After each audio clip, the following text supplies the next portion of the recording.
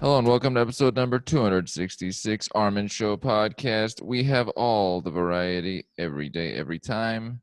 That's what personality does. It extrapolates itself, extends outward into whatever it does, which is me. On this episode, we have a recurring guest return from, was he on a year ago? I believe, yes, so. This is Brian D. He is of Seattle, physical therapist. I've known him a long time. You can check the past episode. Welcome to the show. Hey Armin, how you doing, man? It's great to be back, actually. This is a wonderful thing. We are both more professional than ever.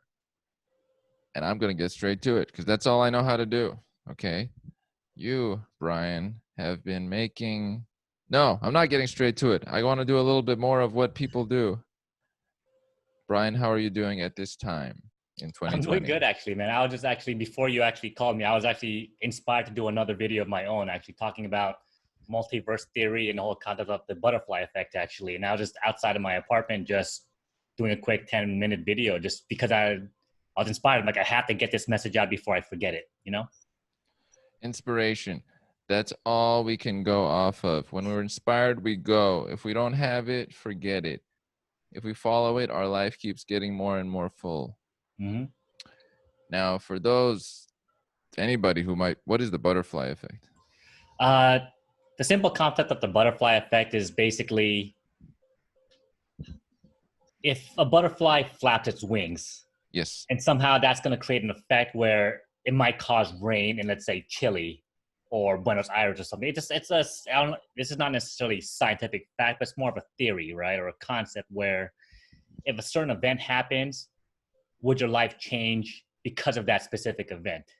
Does that make sense? Yes. Like, actually, I was giving a story about how, do you remember back when we were in high school and you invited me to go to the mall to meet up with Alan, Christina, yes. and I brought up that scenario, actually, or that event where if you didn't invite me, I would have never probably met Christina. And that's an example of a butterfly effect, in my opinion. This is fabuloso. For those who don't know, because Christina and Alan haven't been on the show, this is unbelievable. There are actually people who haven't been on the show, but that was true. It was nice. I remember that specific time many, many years ago. We all went to the mall. Christina, we all know her as QT. That was from her online nickname, AOL Instant Messenger. I used it. Who didn't? Nightcrawler15 here. And so that, I remember it clearly. It impacted your time. You all connected further. These little moments, I look at these key moments heavily. When I think of the butterfly effect, I think of like, if I breathe a little bit heavier right now, did I affect cancer rates in Morocco 14 years down the line slightly, or some little, I got no clue, but I feel like everything links. So the air, then the thing that connects, some car crash, some gets over there in the Congo. Some guy in the Congo just ate a papaya because of me 14 years ago, like moving to the left. That's the idea, at least, yeah. Then I look online. There's no papayas in Congo. I was completely wrong, but I tried my best. That effect is cool. We are all linked up. There's the people who are always like, yeah, man, we are connected. There's that individual. And then there's more of it has to be because molecular. I move molecules. It moves there, and the heat and the global warming is our wonderful butterfly effect of connection. Well, let's take, for example, you know what's going on with the whole George Floyd protesting the Black Lives Matter movement, right? Yes. So, for example, if George Floyd never actually got killed on live camera, we all saw that video where the police officer was kneeling down on the guy's neck. Mm-hmm. If, let's say, he never got arrested, would we have this movement that we're experiencing now, to the point where it's like it's huge. It's actually affecting the whole world as far as like police brutality and trying to make a better judicial system or just police system for, I guess, peace, right? Or something like that. Mm-hmm. So it wouldn't have happened. This is my good old sense of things. Would it have happened the same way? Not the exact same timing. Would it likely have happened? I'm going to go with yes. There possibly another example. The moment was waiting for such, and it had been leading up to such. So I'm still going to go with a resounding yes, but not the same, slightly different. Sure, right? I Mhm. agree. I agree. Moments lend themselves to something. It's almost like a funnel. I think of life as a funnel. Eventually, a certain item is going to be funneled into that moment, Mhm. regardless if it's here or there. It's going to funnel right in. That's a great point. Would it have happened? But would it have been exactly the same or as dramatic or as poignant?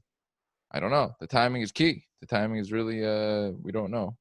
We can't go backwards ever, but likely. Things were building. Things are always building in life. Mhm. The recession prior to all this was also building. People talking about it the last 2 years. Pandemic related stuff. Epidemiologists been talking about it for like the last 4 years. Bill Gates talked about it. Epidemiologists have been talking about it. Like people are everything that happens. There's a few people that are like, it's guys, look at this, or like the police brutality. I can think of past guests Felipe and Christy. They'd be on point about this 5 years ago, 4 years ago, 3 years ago, 2 years ago, and I have spoken about many other people impacted. So things build up to crescendos. Sometimes 10% of people need to be on point, or 15 or 20. Once something reaches like 20% of people, it suddenly overtakes all percent of people. But it has to hit a certain threshold before it passes along. Mhm. Snap. Now, related to that, in Seattle, currently stuff is happening where there is overtaking of part of the Pine Streets area and 10th and some blocks, people taking it away from the police, and it is in the news. You're in Seattle, plus pandemic was early in Seattle. How's Seattle feeling right now, June 2020? It's an interesting thing. I went to my first protest last week. Actually, it was one of the ones in Capitol Hill. Mm-hmm. That was I don't want to say inspiring event. It was a very intriguing event to see just how, if you actually have a specific cause, in this case, the Black Lives Matter protest or Mm-hmm. movement and the police brutality movement, I always think like if we could all just work together for a Mm-hmm. specific greater cause, it brings out the best in people. Yes. You know what I mean? And it really does. And I see that where people who never would have hung out before, people who have never helped each other before, Mm-hmm. are actually helping each other out. Now, as far as the pandemic goes, I almost feel like people just said, you know what, we're tired of it. Like just today, I was at the park right across from where I live, and no one, I'll say a majority of people are not wearing masks anymore. Mm-hmm. People are congregating, people are just hanging out at the parks, walking their dogs together, people are playing volleyball, people are playing football. People that kind of just said, you know what, pandemic or not, we miss living our old lifestyle. Mm-hmm. Right. They're just trying to make a. Nobody even played volleyball before this pandemic happened, and now suddenly they're playing volleyball to make a point. Joke, but that's true. There is a threshold. It's like we're following the same dynamic as 1918 or some earlier pandemic, where people start. There's a shock factor. Humans haven't changed so much. Then there's a shock. Okay, we're gonna respond. We're tired of responding. At some point, it's like, yeah, we're not gonna view it as badly as it was before. It's just too tiring. And then it Mm-hmm. returns. And then by that time, there's some treatments on the way. People, some already have been infected, so they can't get reinfected. Um, and then there's a cycle. We might copy the exact same cycle as 1918, amazingly. Talking about the Spanish flu, right? Yes. Yeah. That Or lasted 2 years, by the way. mm-hmm, You remember that? Or well, I guess back in history I books. do. Wow. Back when I was a kid in 1914, I remember that. Oh no, I knew that there was gonna be a Spanish flu, and there it was. And we followed the same. Our brain receptors and pathways and our physiology has changed barely anything in hundreds, aka thousands of years. So it's something wrote about in 200 AD pretty much still applies. We have different dynamics, but it pretty much still applies. We haven't changed our like vasopressin receptor in any time, or whatever, dopamine pathways. So I always look at that, because until those change, we're gonna have the same, like, it takes 3 weeks this, it takes 5 years to make a movement, it takes 4 weeks to. How much can we change? Mm-hmm. Now, Brian, you're in that area. There's a lot of movements happening at the same time. These are happening because there's a pause in our society how much do you feel the pause? Because this is a moment, 2 years from now, this is going to look like some sort of paused time period where not as much was happening. Do you feel the pause? Is it hefty? How does it impact you as a person internally? Well, I remember when this pandemic first happened. Actually, I was honestly going insane to the point where I felt really depressed. You know me, I like to go outside. I like to socialize. I like to play. I not to say I like to play, but I need to play basketball. The fact that this put a pause on basically there's no basketball, there's no hockey, there's no football season starting later, but there's no baseball season, right? Like we all need, at least for us in the United States, we all need these specific things that keeps us human. Part of it's also just socializing with other people. Over the last couple of years, I've really learned to value interacting with other people, right? There's only so much of just me being home by myself and just continuing to, let's say, learn a new topic or a skill, but I still need to have an interaction with other people. You have a dog back there in the picture. Dogs provide connection. People like them a lot. Right now, a lot of people are probably heavily enjoying that they have a dog if they have them, because in this time, it's like, wait a minute, this is the wonderful variety that they might have taken for granted 6 months ago. Is it easier to connect with people in this current moment, or are they more distant? Actually, I want to say it's a lot harder, and this is not my dog, by the way. I am just doing some dog sitting on the side. But going back to let me share a story that happened actually 2 weeks ago. Okay, Mhm. I was in my apartment. I was walking up the stairs as someone else was coming down the stairs. Usual fashion, I say, "Hi, good morning." Do you know what she says to me? Hello, She good says, morning. "No." Actually, it was a very rude comment. She's like, "Don't talk to me." Oh, I okay. was like, "Holy!" That actually took me by surprise because normally when you say hi, you have a friendly gesture in mind. People respond back with a friendly gesture of their own, right? And I feel like right now, especially with this whole pandemic issue, people are a lot more fearful of other people. People are no longer shaking hands, for example. People are, if they're going to communicate, we're communicating like, 6 feet away, right? 10 feet away. We're not interacting in such a intimate fashion anymore. And so I feel like it really has affected the way we interact with people. Not so much for me because I still treat it as I'm okay with it. But the problem is how do I see the other person interacting? Like, how do they feel with me talking to them? Do they feel like, oh my God, why is he talking to me? He needs to get away from me. Why isn't he wearing a mask, for example? All of these questions start popping up in my head, and I feel hesitant to all of a sudden want to talk to this specific person because of the fear. Mm-hmm. It makes sense. There is that bit of fear. I have to bring up a counterpoint. I very much enjoy those scenarios. Let's say I went up to somebody and I was like, hey, and they're like, don't talk to me. I'd be like, oh, great. You saved me from interacting with somebody unenjoyable. Enjoy the rest of your day. Boom, roasted. And then off they would go to be like, oh, I didn't expect that to happen. I was outdone. But for the most part, for the average individual, it will be not well received.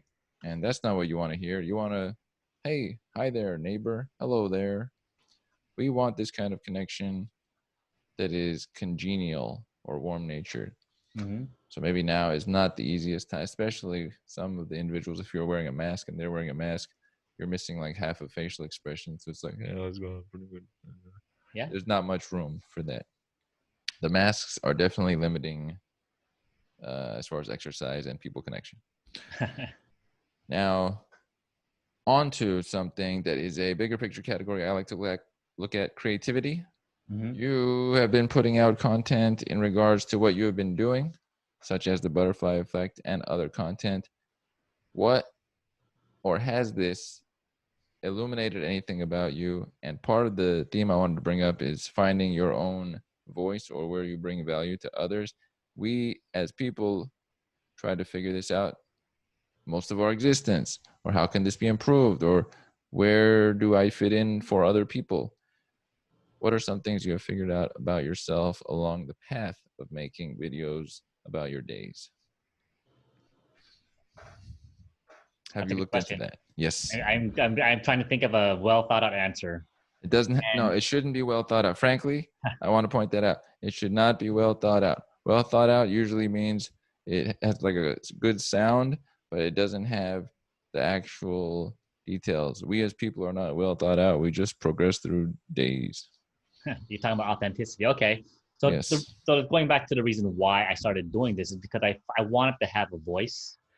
I want to be able to just share my life and my experiences. In fact, I still want to do that, right? I want to share my opinion because, and over the course of when I first started doing this last year, I believe in September to what is it, June?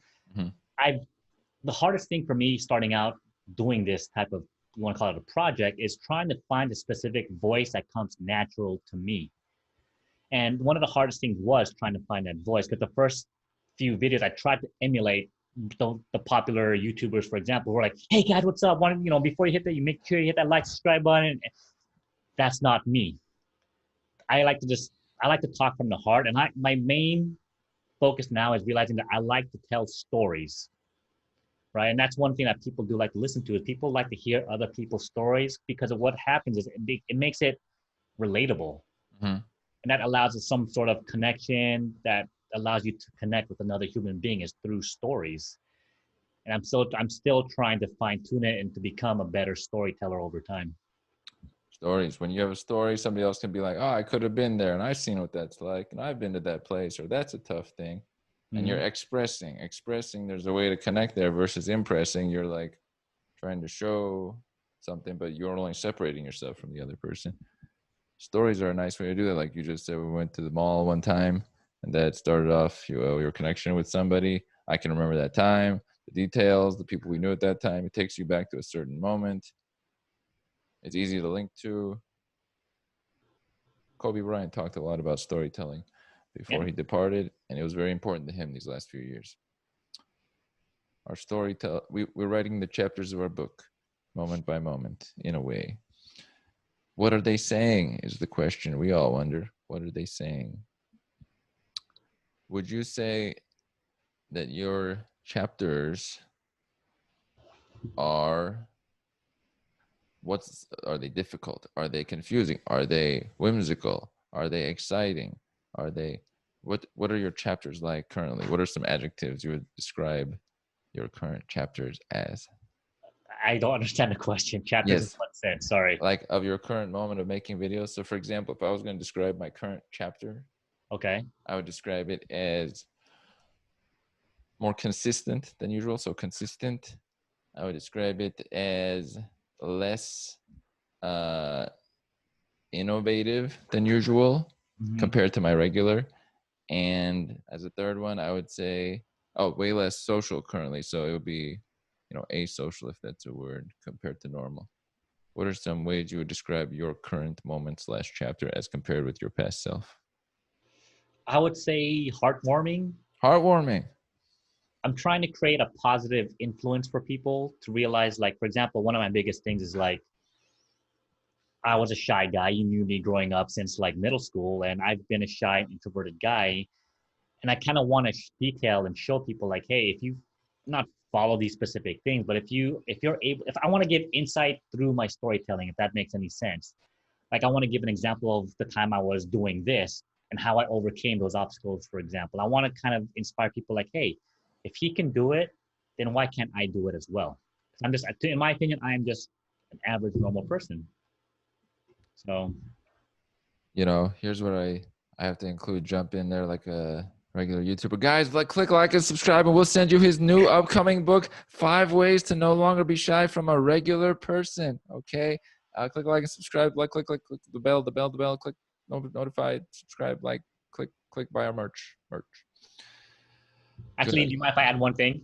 Yes, no, I would mind if you didn't add the one thing. Okay, so one of the biggest drawbacks of anything is because, and I've talked to you about this before, the whole concept of viewership, subscribership, and the amount of work that you put in. Mm-hmm. I'm not gonna lie and be like that doesn't affect me because I feel like the amount of work that I put in these videos with the editing, for example, and the content retakes, and all of a sudden you only look at your viewership, it's like there's only 10. It does affect me a little bit where it's like, am I meant to do this? Am I meant to do this? And I start questioning myself and ask myself the one most important question is, first of all, why am I doing this? Am I doing this just for the results, or am I doing this because of the whole journey, the whole process, or the enjoyment of it, for example? And that's one important question to really ask anybody why they're doing a specific thing that they're doing. Yes. I look at the why heavily. That's why when I go Mhm. through existence, there's no doubts because I've answered the whys clearly. For example, in the category you're describing, if I have, this is shout outs to whatever viewership, if I have negative 18 viewers, okay, it's irrelevant. I've had 18 viewers when I was in 10th grade or 12th grade, or there's a billion examples. If you're on Pluto right now, nobody hears you anyway. If you might be a bacteria or something, that's irrelevant. What I'm saying is, here's one way I think about it. Let's say good old Jay-Z or Bill Gates, right? If would would you want them to care if they made a vlog early in their life about the followership if they knew they were on the way to where they were going and they would like to have a record of their time along the way? They wouldn't care. They say, this is great. I got the show along the way. I can look back at it versus it's just a blur. It's nice that I got here, but it's just, that's my view. If you have that mindset, you could have 0 viewers the whole time and then boom, you're whatever you wanted to be. And you're like, here's, I'm able to look at my own past. I'm able to connect with that's my view of it. I don't want to pass through time without having that network connections of what I've made. And then, yes, each person, if they find their why, then you don't have doubt. If you don't have your why covered, now you're like dancing. You're trying to, they're like, oh man, I don't have my why, but I'm just going to do it. I don't know if it worked. And you're always like hedging back and forth. Mhm. Hedging makes people throw up. So take that, world. That's a good point. Our voice. Yes. Have you found, so you found that your voice is not like the YouTuber that's like, hey guys, look, I'm short attention span, welcome to the show, and that's what we do, jump cuts, jump cuts, jump cuts. Now we're on the next one, look at this product launch. Okay, we're going to talk about, hey guys, that's lit, dog, you know, it's something. So you're not that. Is there any other types of speech that you are not, or that you are more like, or speakers? Is there any people where you look at them and you're like, that's not that different from what I am or what I'd like to be? Uh, it's hard to say. For example, like one of my speaking style that I'm really trying to get at is people who talk in TED Talks, for example. Yes. They inspire people through their ability to communicate with their audience members. And the reason, like, I'm trying to figure out and fine tune how I can talk in that manner as well. And that's actually what I was doing today, just trying to figure out persuasive communication styles, and that's what I'm trying to ultimately learn and get better at doing. And so it's hard to specifically say which person is a good speaker to me, but I'm just trying to be authentic, not trying to, again, like shout outs to this, subscribe to here, promotion here. Like that's not really my style. Although I do want to say I do have a specific idea for another segment that I'm trying to do because it's all about just trying to figure out what works well and what doesn't work well. So I'm still trying to play with all of that. Mm-hmm. Trying is very important, or call it tasting different things. It is key. If you don't do it, there's whole categories you'll leave out. Then one day you'll look back, like, I could have done this thing. You didn't know because you didn't check it out. Mm-hmm. And then that's a good point on TED Talks. They sure have a certain way where they start off with like, did you know with 4,000 books in every city library, how many people do you think read them? I'll get back to that in a moment. Now, one day I was walking, they like build it into a thing. And then by the end of it, that it's very compelling. There's a real package to it. If they talk like that in normal life, it might be a little bit much just with their friend, but it's really a package deal. When I look at your material, it doesn't, see, it's, you could, that's the question. You could lean more in that direction, for example, right? And then are you less authentic to your normal communication self? Or is that just something you'd be doing for that form of communication? It's like a different type of writing, right? That's not bad. You could, if you went in that form, you would just be putting aside a little bit of your, because sometimes when you're speaking, I notice there's a little bit of wondering or like, well, is this right? Or apparently this is, but when they're in a tech talk, they're not doing apparently or this, they're like, I was this. And when I saw that, I looked at this and these details tell you, there's no like switching between what could be right Like second or guessing, you mean? second guessing uncertainty type deal. So that's one element that would shift in that direction if desired. I note that because when people are looking at a TED Talk speaker, if that guy brings any sort of uncertainty or second guessing, the audience is like, look, you didn't compel us. You didn't compel us at all. You're second guessing. How are we supposed to? So they're trying to attach the things that are more. That's one thing that comes to mind. Solid form. Do you like any specific TED Talks? A lot of them are super popular, super duper popular. I haven't watched any recently. The last one I watched was it was about a monk and talking about just the aspects of life and what makes ultimately a happy and successful life, or in the term success, right? Success is defined very loosely in a sense where we define success as money, at least in the state of the United States of America. But as far as like what brings a happy life, that's the last TED Talk I watched was regarding a monk, and it was about a month ago or 2 months ago that I last saw that. So, well, that would be my idea number one. If I wanted to get more esteemed in TED Talk category, I'd be checking one every day, just to get into the sense of the ecosystem. It seems like every category, no matter what it is, whether it's TED Talks, participating in Black Lives Matter movements, figuring out the right coffee beans to import from which countries, whatever category it is. I could name 100 categories. Once, it's not even like you just figure it out, or it's about you're part of the ecosystem. You talk to John, and John's part of that, and then Ashley, and then you're like, oh, okay. Because each thing has its own little ecosystem of people. TED Talks probably has a guy or girl who connects with hundreds of past TED Talkers and keeps like a network of who knows, or a Facebook group or something. Every little group has an ecosystem. If I gave a TED Talk about Brian, this is a real specific one, my TED Talk would be about, well, the evolution of Brian over time and you finding your own, what connects and what makes you come to life, that thing. Because some people are not looking for that. That separates you from, I know some people, they're not looking. They're more, they found certain things they like, more simpler things, let's say, and that's it. And they don't really seek for more.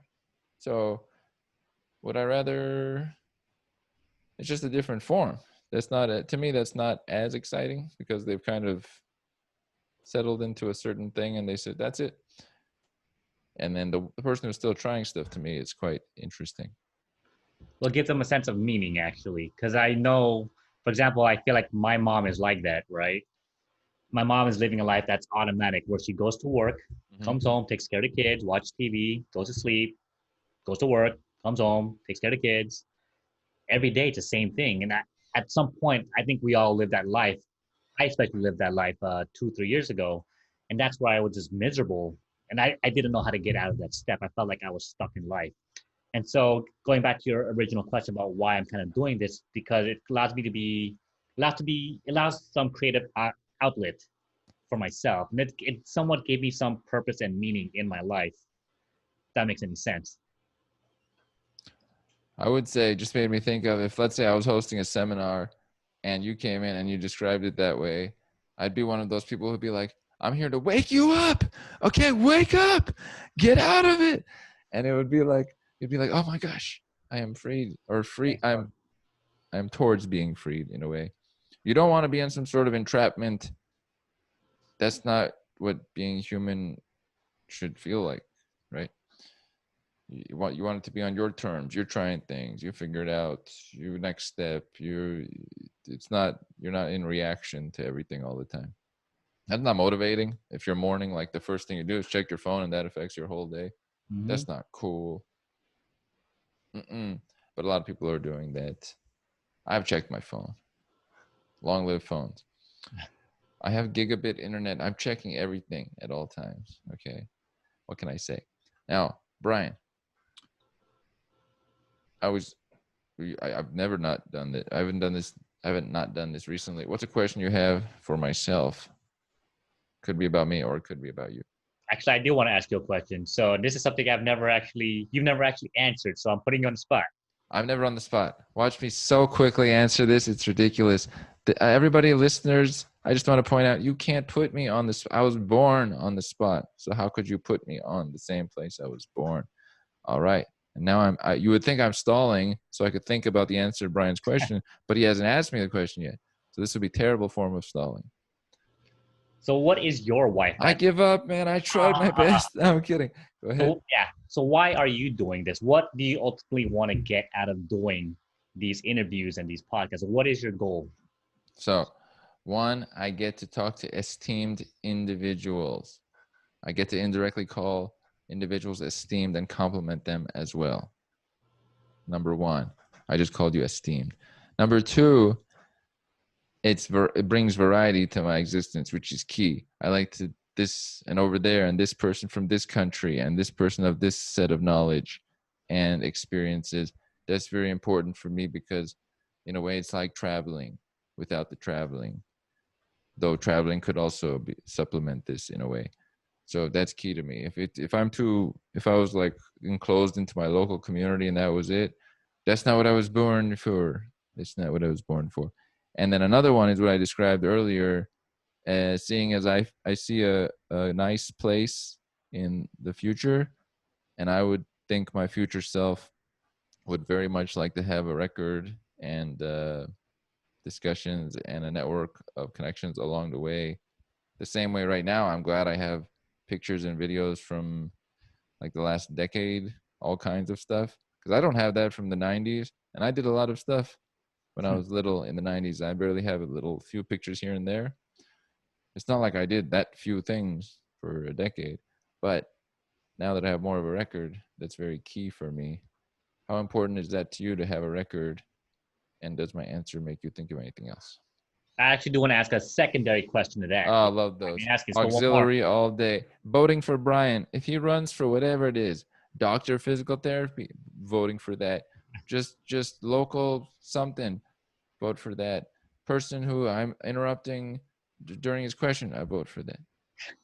So if you weren't doing this, let's say, what are your other passions that you would be going for if the Armin Show was not Oh, easy the thing you sauce. were doing?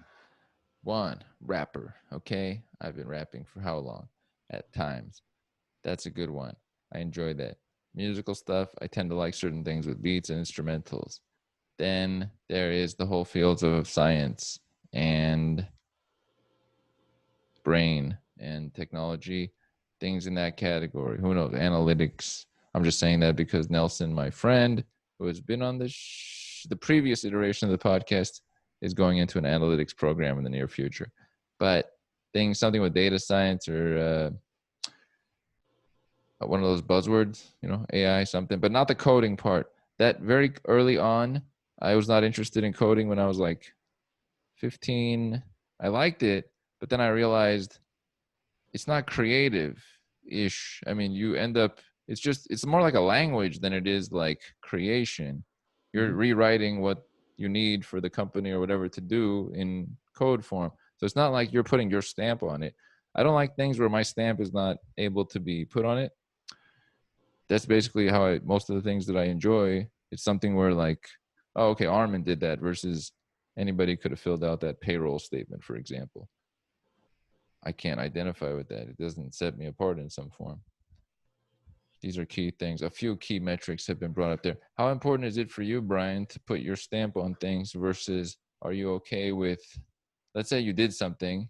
Let's say, oh, this is a good one. You make a YouTube channel and you make something that works. Okay. So people like, I don't know, summaries of reviews of Call of Duty matches where you talk about it after the fact, right? And for some reason, they like the way your voice comes out and you do good at that. Are you now inclined to do Call of Duty match reviews that get thousands and thousands of views moving forward, even though it's not really about you? Let's say it's your voice or something not personal. How much do you care that what you do is connected to you personally versus it works? Uh, the main thing actually is, does it align with the values that I want to create? Right. So, for example, if I enjoyed casting Call of Duty, as let's say there's a match going on, I'm the guy announcing and casting and saying, oh, this guy is hiding behind a box, sniping. And if I enjoyed it and people like watching me, then I would love doing that. This goes back to what my friend was saying earlier, where I was kind of just debating, like, how can I get more views to my channel? Like, what is it do I need to do? And she did bring up a point. It's like, well, do you want to try and fake that personality where you're hyper, you're exaggerated, but is that going to make you happy in the long run? And I told her, like, you know what? No, it's not going to be, because that's not who I am. You would be creating a job at that point. That's terrible. You don't want the thing that you created to then be a job. Not only did you not go into somebody else's job recruitment thing, you actually spent time to build a job for yourself that you don't even like. That's terrible. Yes, that is the common. When we talk about the default YouTube or online presence, part of it is there are a majority of people that connect with that. And part of it is that that type that we say, oh, you know, YouTubers do that. That thing works for some reason, saying, hey, you should subscribe. Interestingly enough, you have to think about it in terms of the random 12-year-old that's watching the video, let's say, and they see it. That little statement makes a difference in them actually pressing subscribe and getting the numbers up. It's never affected me. I don't subscribe. Like, it doesn't affect me if you say click subscribe. I didn't hear you. Like, or click the bell. I didn't do it. But there definitely is a whole crowd, and more so people who are not maybe as tech oriented or seeing what's affecting them oriented. That stuff, quote, works. And so we're like, oh, why do all YouTubers do that? They don't. Just the ones that they do that, they get the numbers, and then they're the ones that we see. It's a funny metric. But it can also be just included in the beginning and then switch to your thing as well if it's draining.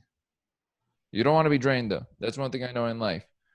Do whatever it is as long as you're not drained. The minute you're drained, people will leave and you will leave. Everybody leaves from a drained scenario. So I avoid those as well. And you want it to be cool and actually in the moment. Like right now, my forehead's sweating because it's warm, right? Boom. Fixing my hair. Okay. Now, let's say I wasn't authentic in that moment. All right. Better not actually adjust my hair during the episode or something, right? We make 1,000 decisions like this all through the day. The more of them we make for our own stuff, the happier we are, the happier everybody else is. Nobody likes you to have low energy. When I see Brian, I want Brian booming. Okay, Brian D channel. I click on click. I click whatever thing is, because also that's the thing I like to do. This is how important is that to you? I like to put energy into the people I actually know. Like, there might be some big YouTuber, but I haven't met them. They don't know me. There's no connection there. If I met them, they'd think I was a fan without me even saying anything. That's not great. I don't like the dynamic, you know? It doesn't make sense. I know Brian. Brian makes stuff. I like to, how much do you connect with like Tony Robbins level individuals versus like Joe?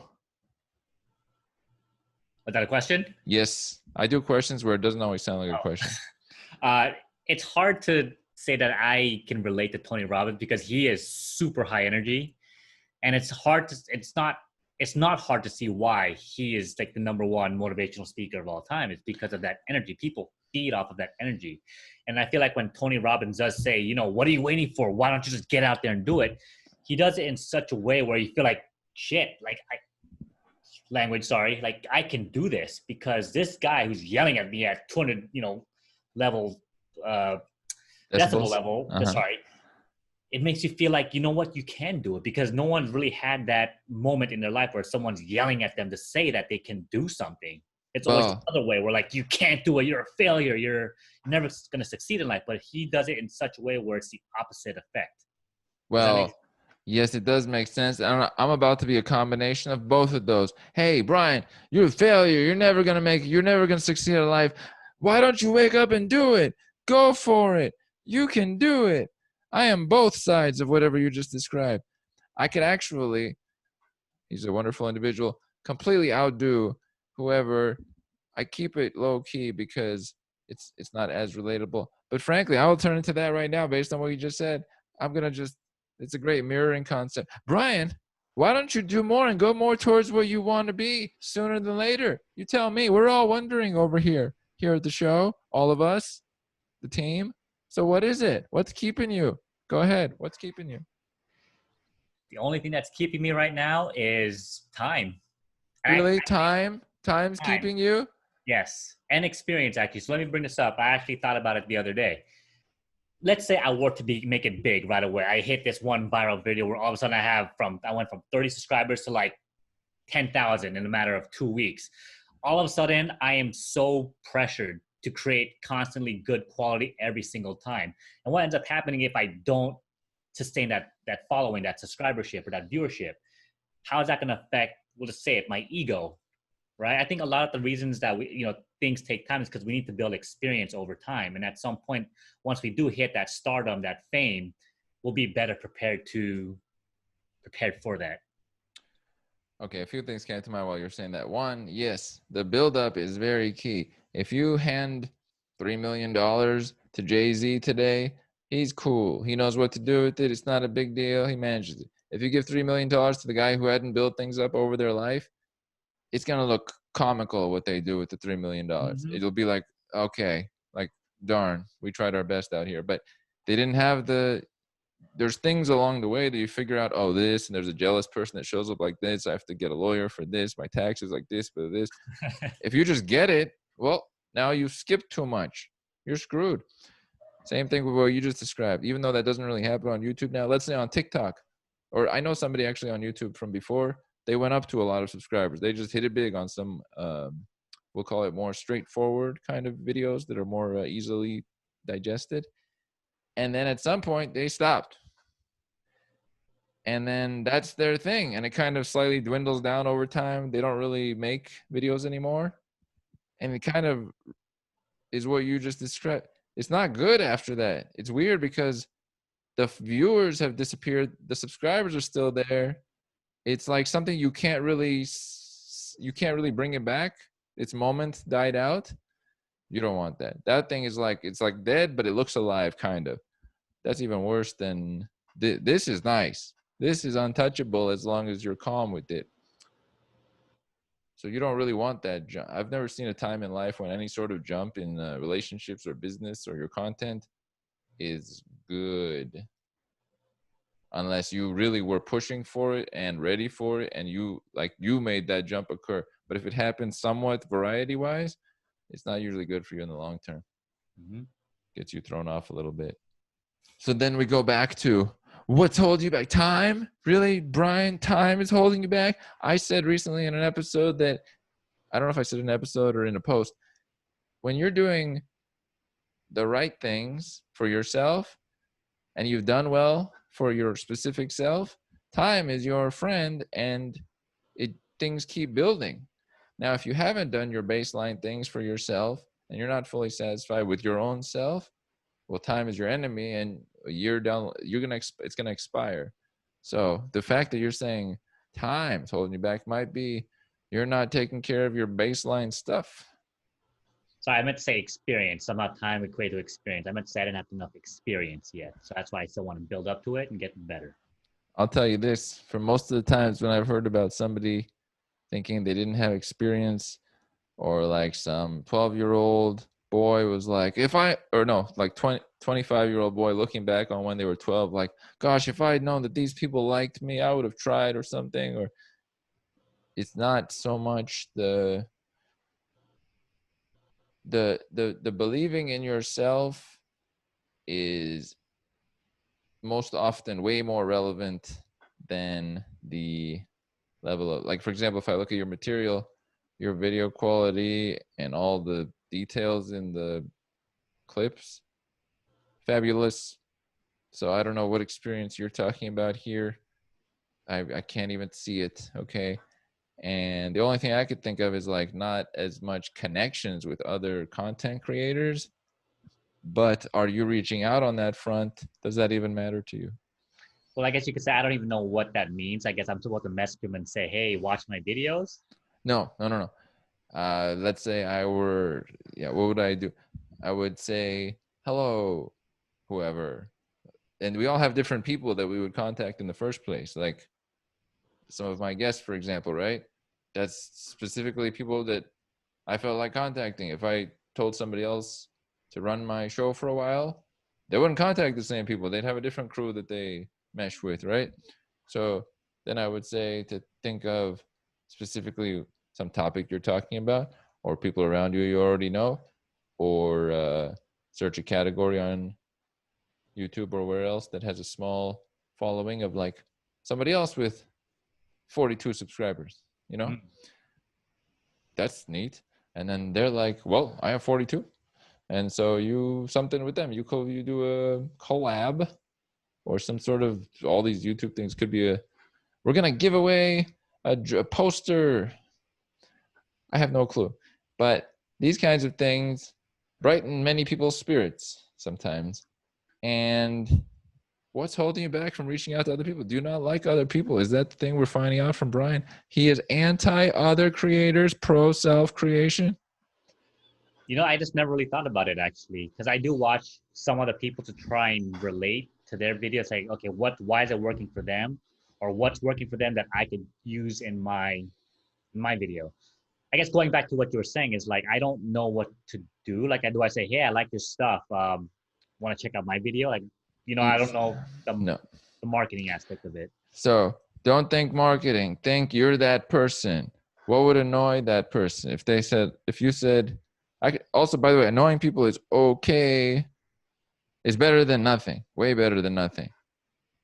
It's not the best, but it's better than nothing. So frankly, if I was going to suggest to anybody, if they were doing nothing, I would say start annoying people. Actually, it's a good first step. But also, hey, I make clips. Would you want to collaborate? Like, we do a video like this together. You'll be talking with them about their stuff, or you record clips somewhere and you send it to them for their video that they include. Or there's so many ways to somehow your content goes in their video, or their content goes in yours, or you give a shout out to them, they give a shout out to you. These are ideas, but I don't know who those people are.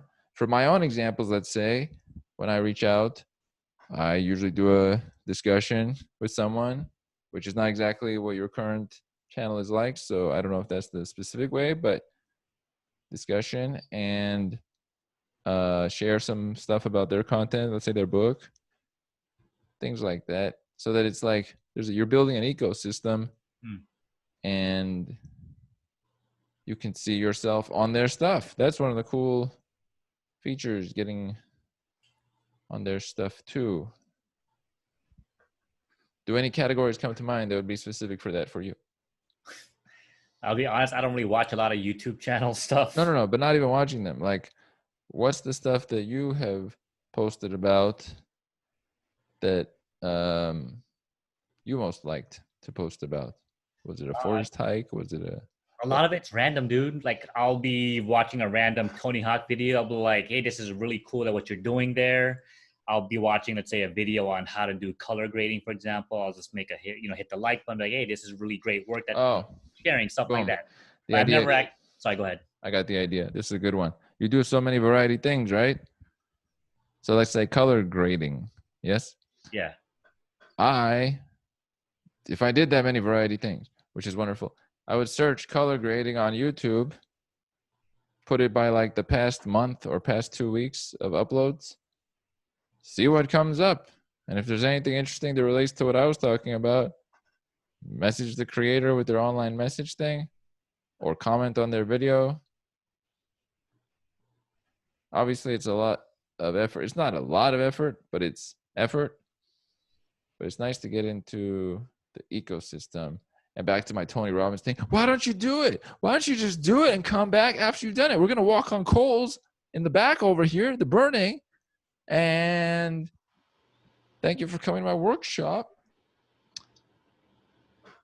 Well, I guess for me, yes, yeah, it would be a little fearful, right? Because what if I ask them to collaborate and they just ignore me? I'm like, okay, I mean, obviously I just move on, but it's like, I guess that is that initial fear factor of why would they pick me?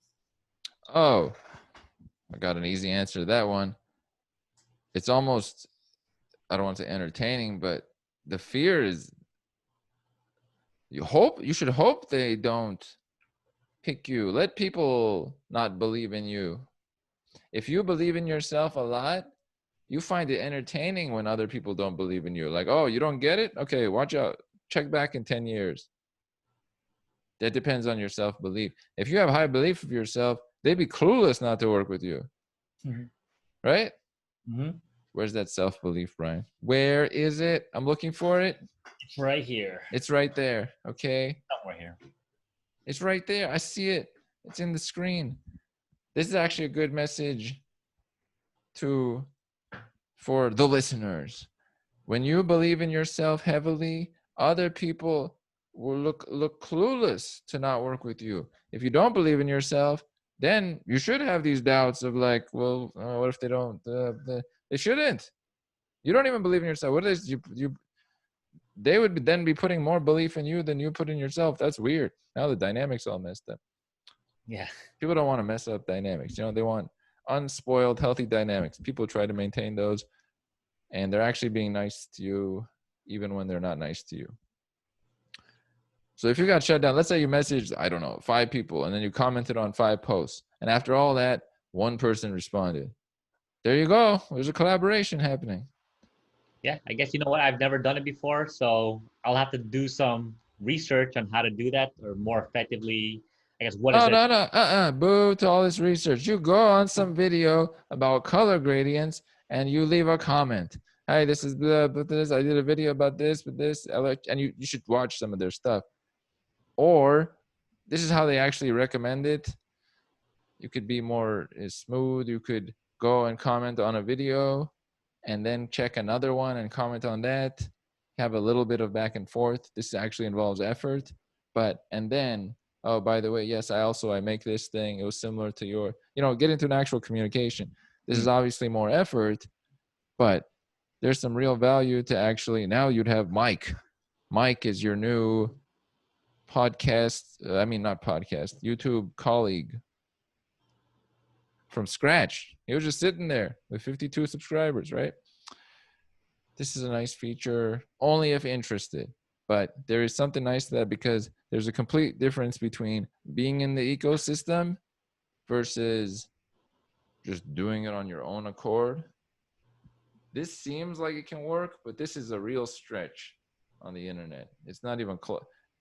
Almost anybody you know of, they have some groups, they have some ecosystems, they have some baseline. It's powerful. So I guess going back to your answer, you know what? I am not very good at working and collaborating with other people. You stop saying, okay. Do you notice? I think this is a bigger problem than all the other stuff. You start that sentence with, I am not good with. And then they're on, what if you got to cut out all this. Whatever all this is, the thing of like, I don't even know what it is. They're like, people are there. They would like to work with people. They would like to work with you. That's it. If you don't do it, you're actually letting them down. It's like you didn't show up to the meeting that you should have shown up to, which is fine if you want to break people's hearts. Heartbreaker. I thought you were heartwarming earlier, and it turns out that could be a falsity. We will only know from upcoming movements. I can only be motivational. It's all I know. Also aspirational in a way. This is my natural form. I like to inspire inside of people, but not really inspire. It's like, here's reality. Don't have it just slip away. Thank you. Thank you. I want to thank everybody that came out here, the press secretary, the film crew, the people on the sidelines. You never forget about the people on the sidelines. It's like a TED Talk. Brian, which one of these do you think most suits me personally? Giving a TED Talk, being like a Tony Robbins life coach / cult leader, being a just general like informational discusser, one of those YouTubers that like spends a month on one video that's informative about a topic, or comedian.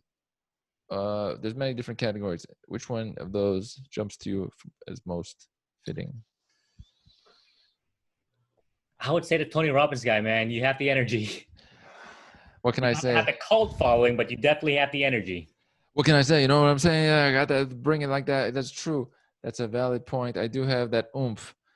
I just don't want to use it in that way because it's funnier not to. Like, imagine you have a really fast car, but you drive really slowly everywhere. That's hilarious, right? So you can't do that with a slow car. It doesn't make sense because it's like, oh, that's what it would do. but the opposite can be very entertaining. So that's a good point. If you had all kinds of Tony Robbins ability, Brian, would you pass it up, or would you entertainingly pass it up, or would you then go and be a public speaker like that? It's funny you bring that up because I remember this was last year. That was my goal, actually. My goal was to be a life coach, motivational speaker. You did speaking, by the way. You did a bunch of speeches. Toastmasters. I saw it. Brian, always trying everything. But then I realized that's not exactly what I want to do, actually. It's just I want to share my experiences of how I became a better person. And through those experiences, I want to motivate you. I could tell you could do that.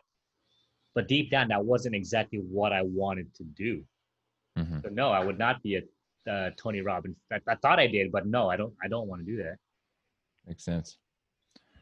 One nice thing is that we as people, if we're trying, we make our way towards things that suit us better. If we're trying, we go towards that. And then so 2 years from now, we're closer to that than we were today, than 5 years ago. If you looked at yourself 5 years ago, you might think, man, that Brian was like not going towards his own well-being in some form. He left these parts out, these details, he just ignored them. I wouldn't do that. You're 2 years later from now, Brian's looking back at this Brian like, what a geek, what a nerd. And he had no chance compared to me. Something you figured out, you know? If you're trying. If you're not trying, the time doesn't really work on your side, right? You just get further from it. You have less energy, less lung capacity, oxygen intake. There's like 9 different things I've seen that physiologically you diminish. Well, there's probably hundreds, but at least 9 things that like graphically over time, when you're like 70 or 80, they really diminish. You can't take in as much oxygen, stuff like that. Those times is not when you're going to propel yourself to great moments as easily, you know? So the fact that you're trying now is very nice. Not everybody's trying. A lot of people stopped. And then they might be the ones who would actually put down the people who are trying. It's funny. They stopped. They see someone who's trying. They're like, come on, what are you thinking? But actually, everybody in life is talking to themselves through you. They'll be like, Brian, what are you thinking? What they're actually saying is, what were you thinking? Not doing your thing. This guy's doing it. Maybe if I hold him back, right? That'll work. Maybe I can just stop his energy. That'll help me. How did that help anybody? Now 2 people aren't doing anything. That's a terrible way to go. Why am I bringing so much insight? I don't know anything else, Brian. I don't know anything else. What can I say? Now, I always like to do this in this wonderful moment. We've talked about many topics, but there's only so much that listeners can handle in 2020. Kidding. They can handle more. Joe Rogan goes 3 hours, but I'm not doing Joe Rogan style, at least today. What is one message you would like to leave people with? I always like to do this. What's a different one? 2020 June message you have for all people, or something you'd like to say to humans? The only thing I can think of right now is, what do you want? And if you're not getting what you want, why aren't you getting it? That's it. What do you want in life? Looking within. That's good introspection right there. Brian, I would like to thank you for having returned to this show. This is a year later, episode 266. Brought it back. Brian D, physical therapist, Seattle, represent. He brings it all. I bring the energy. 2 people in one. Will Brian be back in the future?